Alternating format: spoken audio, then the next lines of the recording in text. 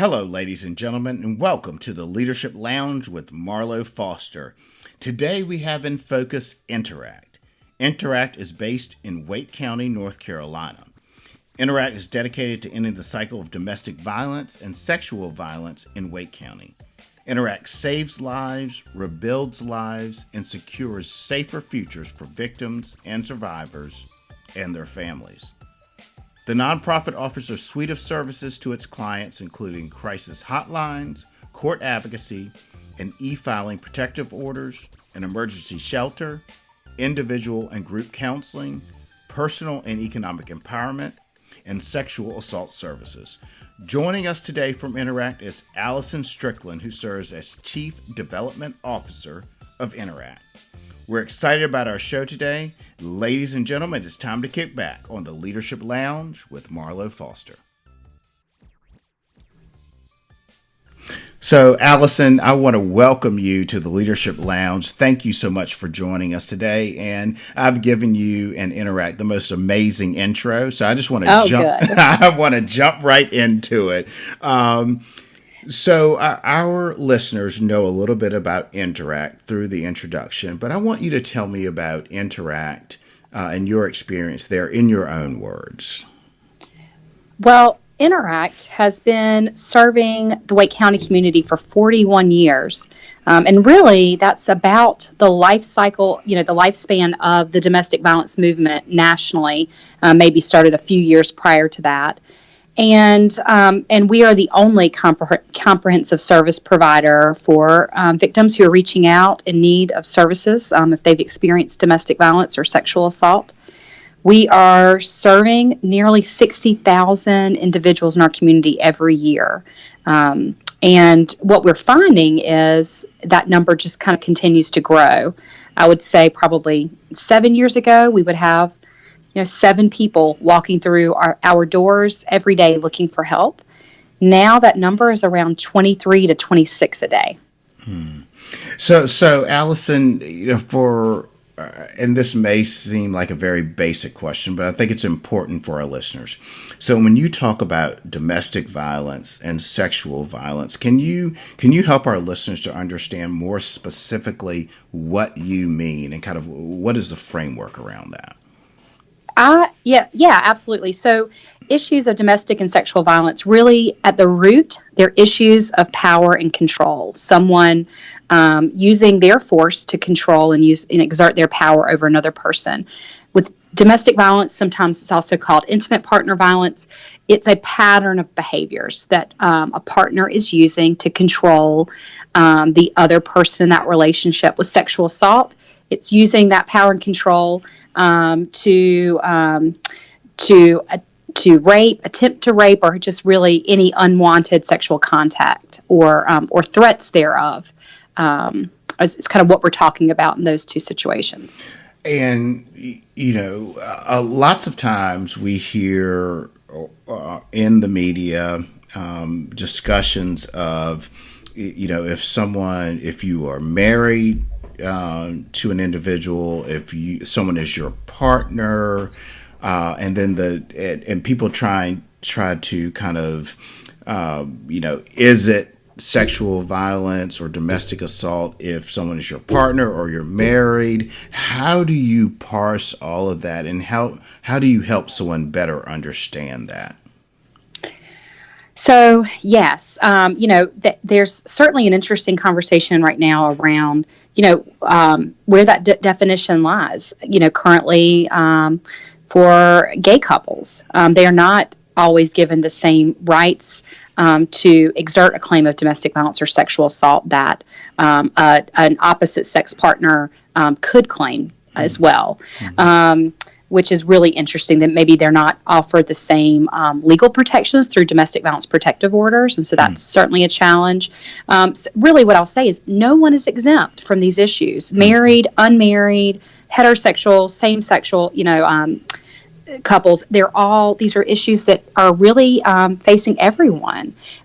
We know that 1 in 3 women and 1 in 4 men will be a victim at some point in their lifetime of domestic violence or sexual violence or stalking by an intimate partner, which is pretty staggering. Certainly, sexual assault can happen within a marriage just as well as it can happen without. A lot of times people think about a stranger in the bushes. And that's what we think. If we can just protect ourselves from that, we can keep ourselves safe from sexual assault. But in reality, 70% of sexual assaults occur by someone who is known and trusted by that victim, which is really the ultimate betrayal. And how does, when you look at North Carolina, and I know you operate primarily in Wake County, but when you look at Wake County and then maybe North Carolina and then nationally, what trends are you seeing? Is there anything unique to Wake County, North Carolina, or nationally? Can you just give us a perspective on that? Yeah, I wish we could say that we were, our community is consistently ranked one of the best places to live in the country. And you would think that maybe with that would go along some extra safety and security, particularly in your home. But unfortunately, we experience the same rates of domestic violence and sexual assault as any other community across our country. I mentioned that statistics of 1 in 3 and 1 in 4, 1 in 3 women, 1 in 4 men, and that really holds true. These tend to be very underreported crimes. So in many instances, it could be even higher than that. But that's kind of what the Centers for Disease Control tells us. And we find that to be true here. So when you are looking at signs of domestic violence and or sexual violence, if you may be a potential victim out there, what should you be thinking about? What is a sign of a bad situation? Do you have any tips for our listeners?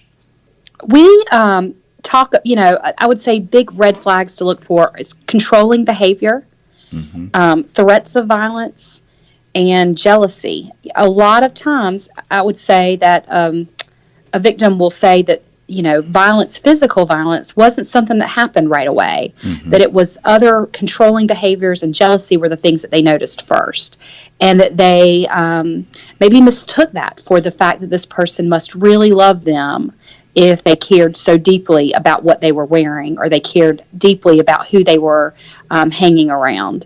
And maybe they didn't quite recognize that in hindsight's 2020, and they look back and they say, the signs were all there at the beginning.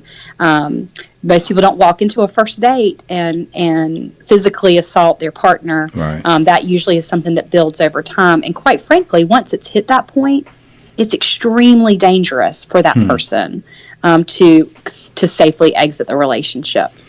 So if they are looking at exiting a relationship, or if they see these signs, what are some tips or steps or things that they should think about? The biggest thing that they'll want to do, I think, when somebody's looking to leave, we recognize that leaving an abusive relationship is a process. It's really not a one-time event. In fact, victims are 75% more likely to be killed by their partners at the time of leaving or shortly thereafter. So that makes it the scariest time for someone. And they're actually at an increased risk. So that doesn't sound very hopeful, right?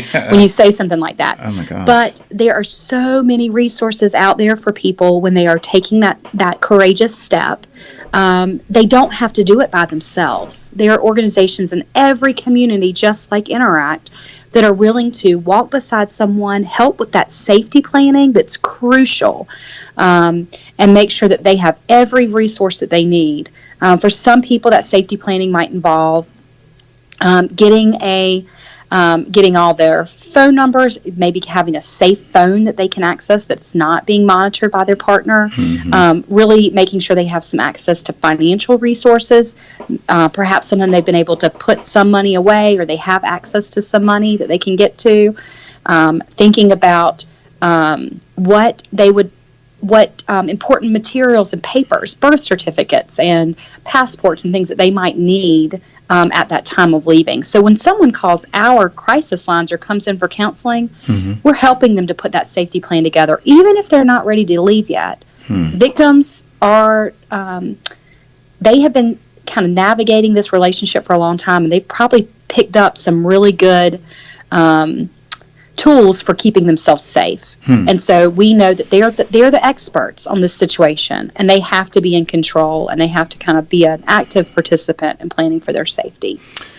So Allison, I have to ask you this. So you are working in this space, which I from my perspective, probably is just kind of gut-wrenching and stressful, and just seeing some people in difficult situations. How do you deal with it day to day? I mean, how do you stay motivated? Yeah.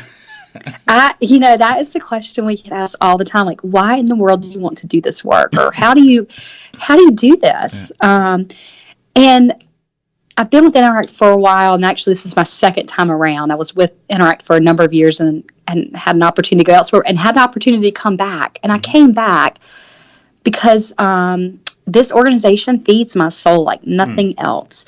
We get to watch and walk alongside someone when they are taking the most courageous journey. And they're successful, and it's remarkable. There is no lack of courage any given day at InterAct. So we see some really horrific things. We hear some horrific things. But at the end of the day, we see people with hope. We see people with courage and resiliency, and there's nothing more powerful than that. The other cool thing I'll share is that we're really proud of the fact that just about 90% of those who are in our emergency shelter program go on to safe, violence-free living environments after they leave our program. And that's quite remarkable. I would say any given shelter around the country, it's probably about 60%, 50 to 60% return and go back to an abusive home. Because that leaving time is so difficult. And if you don't have access to all the resources that you need, if your child doesn't have what they need, if you haven't been able to find a job or transportation, you're going to go back. And so we do a really good job here of connecting people to all of the resources that they need, making sure that we're walking alongside them every step of the way so that they aren't having to make that difficult decision, at the end of a shelter stay to return back to an abusive home. Alice, that's beautiful. That is absolutely beautiful, and I applaud your work. So you are Chief Development Officer, so I know that you are focused like a laser on making sure that InterAct has the resources it needs to deliver on the mission. So talk to us a little bit about that. How is InterAct doing in that regard? Has the community response been positive? Is there anything that I can do, our listeners can do to be helpful to you? Just share with us a little bit. I would say that, first of all, we are incredibly fortunate to have such a generous community. A lot of people probably assume that all the money we get is from government entities, and we do get a significant portion of our funding from government. We're not overly reliant on that, but these are critical public safety and public health issues. So we do feel like the government has a role to play in that. But we simply could not do this work without our community, and that's individuals and our local corporate businesses, as well as just our local churches and social groups and people who take an interest and want to make sure that people have the support they need when they're reaching out for help. All of our services are free, so we raise 100% of our budget every single year. Oh my goodness. We're really proud, though, and maybe we say sometimes we're too lean, but 91 cents of every dollar goes back into programs. And that's difficult. That's a pretty low administration cost. But it also makes me really proud that when I'm going and soliciting support for our organization, to know that it is going to those who need it the most. And that feels really great. That's awesome. That is, and that is very lean. I mean, to have 91 cents on a dollar put back into programs. I know there are a lot of non-for-profits that would be so envious of what you're doing in that regard. So let's kind of think about if you were talking to someone who was going through a situation of domestic or sexual violence, and they weren't quite sure what to do. What guidance would you give them, Allison? How should they proceed? I think the best thing that they can do is to let someone know. There's so many people that they can talk to. Number one, there are domestic violence hotlines. There's a national hotline, of course, but there's also hotlines probably in most local communities at a kind of county-wide level.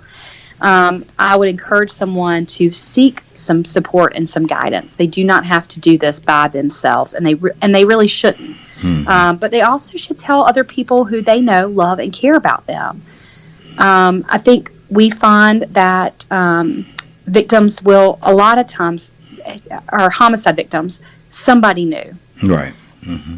And so letting people know that you're having a hard time, sometimes when someone reaches out to InterAct, they'll say, I never told anyone. They went and they dealt with that for years and years, and they never shared what was going on.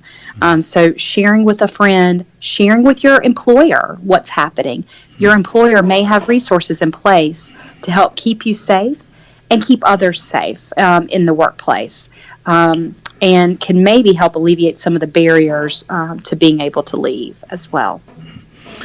Allison, you all are doing amazing work at InterAct, and I really applaud your effort, and I know our listeners applaud your efforts. Is there anything you want to leave us with today as we close? Any final nugget, any last words? I would just say, I know you've got listeners probably all over the place. Think about your local agency, your local version of InterAct, and look for opportunity to get involved. One of the things that we tell people is one of the most impactful ways they can serve us is to come on a tour. Come and see this work for yourself. You know someone who is in need of services, who's experienced domestic violence and sexual assault. We all know someone, and what a great resource you might be for them to be able to say, there's an organization that can help you, and I've been there, I know what it's all about, and these are the resources they have available. Educate yourself so that you can help others around you to seek help when they need it. Allison, well, I want to thank you so much for being with us today in the Leadership Lounge. This has been great, and I am 100% sure that there will be some listeners out here who benefit from what you've had to say today. Oh, great. Thank you, Marlowe, for giving us the opportunity. Thank you.